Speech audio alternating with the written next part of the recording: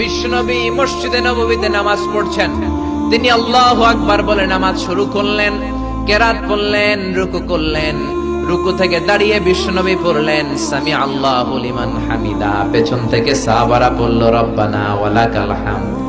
এক সাহাবী বাড়িয়ে অতিরিক্ত পড়লেন হামদান কাসীরান তাইয়িবান মুবারাকান ফি, ফিসফিসি আওয়াজে পড়ার কারণে বিশ্বনবীর কানে এটা চলে এসেছে।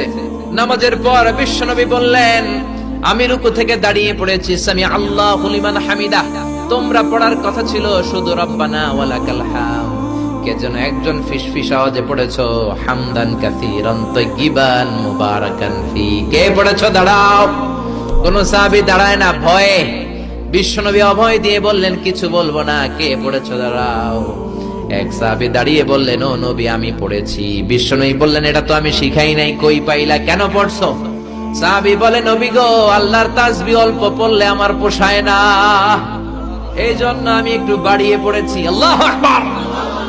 বিশ্বনবী বললেন ভয় পেও না, বিচলিত হয় না, নামাজরত অবস্থায় আমি দেখেছি বিদআউ ওয়া সালাসুনা মালায়েকা, 30 জনেরও বেশি ফেরেশতা তোমার এই অতিরিক্ত তাসবিহর সওয়াবটা কে লিখে লিখে আল্লাহর দরবারে পৌঁছে দিতে পারে, তারা আকাশের মধ্যে কে আগে নিয়ে যেতে পারে প্রতিযোগিতা করছিল।